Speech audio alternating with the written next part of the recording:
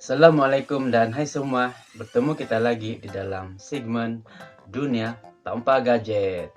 Oke lah, part ke-12 kali ini secara direct to the point-nya saya ingin mengulas mengenai permainan yang dipanggil main lompat getah. So dia punya tajuk pun berkenaan dengan getah, yang gulung getah tuh. So itu sajalah bahan yang diperlukan untuk permainan ini, yang mana getah akan dikumpulkan banyak-banyak macam tu kan. Lepas tu dicantum-cantumkan menjadi panjang begitu. Kalau saya tidak silap, panjang dia mungkin ada 2 depah lah begini. Ini 1 depah dan 2 depah dia punya panjang. Oke. So cara bermain dia sama ada bermain untuk suka-suka, sekadar untuk bermain, dan boleh juga dilakukan di dalam satu grup. Oke, satu grup yang berasingan. Diorang akan bertarung lah sesama sendiri. Jadi gulung getah yang sudah dicantum-cantumkan tadi menjadi panjang kan. So 2 orang akan menjadi tukang pegang gulung getah ni. Kadang kala ini 2 orang ni diambil secara sukarelawan, yang bukan daripada, kalau diorang main grup bukan daripada sebarang grup tuh. Oke. Kadang-kadang juga diorang menjadi orang yang daripada grup itu. Satu dari grup E, satu dari grup B yang tukang pegang getah. Dia ada level-level dia tersendiri. Level yang sangat mudah sampailah level yang paling susah. Oke. Yang pertama, macam saya katakan tadi, sudah itu gulung getah dicantumkan dan dia akan diregangkan lah. Jadi macam-macam ni kan, dia akan jadi panjang. So ikutan lah siapa yang mau pergi dulu bermain. Jadi level yang pertama, ini gulung getah ini diletakkan di bawah telapak kaki. Dia pijak begitu kan, dua-dua lah pijak macam ni. Lepas tu gulung getah dia di permukaan atas tanah lah. So itu orang semualah macam, kalau itu orang satu kumpulan lah lompat. Dia senang saja lompat macam tu saja, tapi kalau terkena tu gulung getah, terpijak ataupun terlanggar dia di kaki, seorang tu batal lah, dia tidak boleh bermain sudah. Yang part ni kebanyakannya semua orang boleh lepas, part senang kan, di bawah permukaan kaki siapa yang tidak boleh lompat. Lepas tu sudah siap macam tu semua sudah pas, ataupun ada sebilangan yang gagal, dia akan naik sedikit pula pergi di betis, di bahagian buku lali sana tu. Di sana tu paras itu gulung getah diregangkan. So yang tu pun sama juga, semua orang akan lompat, akan melepasi itu gulung getah. Siapa yang tidak melepasi dia akan batal, dia akan pergi tepi, dia akan jadi pemerhati begitulah. Lepas tu bila semua sudah lepaskan, semua sudah pas, karena kasih naik lagi level dia pergi di atas lutut pula. Lutut kaki, contohnya ni kaki orang kan, jadi di sini sudah tu gulung getah kena siregang. Yang tu kebanyakan boleh lompat juga lah. Kalau ada yang budak kecil, oh ya, ini permainan dia tidak kira umur berapa, semua boleh ikut. Kalau ada budak kecil yang pergi main ini, kadang-kadang dia tidak lepas lah, susah dia melompatkan. Lepas tu dia naik pula pergi di bahagian pinggang, paras pinggang, makin sukar sudah. Ada kalanya ada yang boleh lepas, ada juga yang tidak boleh lepas lah, ini paras den. Lepas tu kalau sudah tidak silap, di bahagian jantung, bahagian hati, ke bahagian bahu, macam bahu mungkin tu, paras bahu lah, contoh lah paras bahu kan, asal jantung lah tu, jantung dulu ataupun hati kan, banyak juga lah yang lepas. Oke, banyak yang lepas. Kalau ada yang tidak lepas pun, itu dia punya taulah kan. Lepas tu bahagian bahu ini dia macam susah-susah sikit.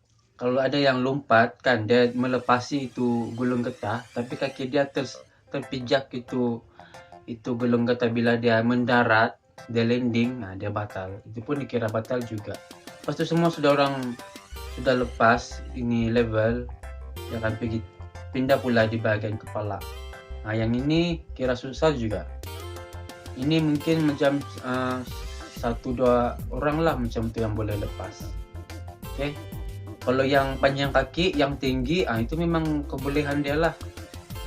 Bukan kebolehan, itu memang dia punya kelebihan. Dia akan senang saja lepaskan. Bila semua sudah dapat limpas yang bagian paras kepala, lepas itu karena kasihnya lagi pula pergi paras apa ini kita panggil jengkal, sejengkal, begitu. Yang ini dia punya cara lompat, dia memang akan kaki duluan. Macam apa tuh? Macam main sepak takraw, lebih kurang begitulah. Dia lari dari jauh, lepas itu dia lompat macam ni. Lepas itu bila semua sudah lepas, dua jengkal pula. Yang ini memang bahaya sudah. Ini sebilangan saja yang dapat. So, bila itu pun sudah lepas, dia akan pergi pula yang part yang paling terakhir, yaitu part merdeka, dia bilang. Yang macam ni. Itu paling tinggi sudah lah tuh. Kalau ada sesiapa orang yang masih dapat lompat macam tu, tapi pada hakikatnya dia punya physical badan tu rendah, pendek, dia memang kena respect lah. Dia punya lompatan memang tinggi.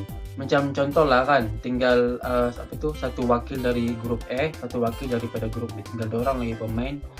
Contoh lah grup E dia tidak dapat ini part yang last, dia tidak dapat. Oh, kalau saya tidak silap dia ada lagu dia tuh yang 14 nih kan. Oke, contoh lah dia dapat lepas itu gulung getah, dia lompatkan. Lepas itu gulung getah berada di tengah-tengah kangkang dia. Di sana ada lagu tuh. Dia kasih belit itu gulung getah, lepas itu dia buat lagu apa sudah lagu dia itu ada lagu lah, dia segini, dia segitu, dia segini, dia segitu sampai 10 kali kah. Ini pun sama juga dia punya rule. Kalau dia terpijak itu gulung getah yang masih dia buat begini-begini, dia kira kalah lah. Macam saya bilang tadi, kalau macam 2 orang lagi pemain dia kan, lepas itu yang seorang tuh contoh lah dia dapat di yang grup wakil E itu, tapi grup B pula tidak dapat. Grup B kalah lah semua, orang punya ahli tuh kalah. Terus saya pun lupa sudah batu lagu dia. In out sebo out in jam apa. Saya pun tidak ingat tuh. Lupa saya nak mention, ini permainan nih kan, dia sebenarnya permainan dia ini umum. Oke, mana-mana pun boleh main. Siapa-siapa pun boleh main, maksud saya. Tidak kira lah kau lelaki, kau perempuan, kau umur kau masih masih kecil, umur kau sudah besar, semua boleh main. Tapi majoritinya ini permainan memang permainan perempuan lah kan. Tapi dulu kami nampak macam seronok ini permainan yang lelaki, kami pergi join sajalah, apa masalah. Tapi itulah, bila sudah begitu kan, ada juga lah yang kawan-kawan lelaki lain, main perempuan punya permainan, pondan dia bilang gitu. Tapi kami kasih biar saja, habis syok kan parah nih. Bila kita pikir balik, yang orang tadi yang bercakap tuh, dorang menyesal tidak pernah merasa itu experience dia bermain ini gulung getah nih. Ini dia punya cara lompatan tuh kan, dia memang bagi saya unik tau. Sebab contohlah ini paras itu gulung getah kan, pas itu sini tuh orang, dia mau cara dia lompat ini kena dengan cara dia yang betul. Itulah ini pas yang last sudah lah kan, level yang last. Pas itu dia lari dari jauh, dia macam apa tahu, dia melompatkan membelakang dari jauh, lepas itu dia melompat membelakang macam ini. Kaki yang dulu melangkaui dan melepasi ini gulung getah. Sebab itu ini permainan dia unik dan bukan semua orang dapat buat benda tu. Saya dulu pun pernah juga saya buat begitu. Saya pun kalau tidak silap part yang jengkal kah saya dapat buat begitu. Ini permainan ini kan bagi orang yang dia punya badan fleksibel, itu satu kebolehan dia bagilah.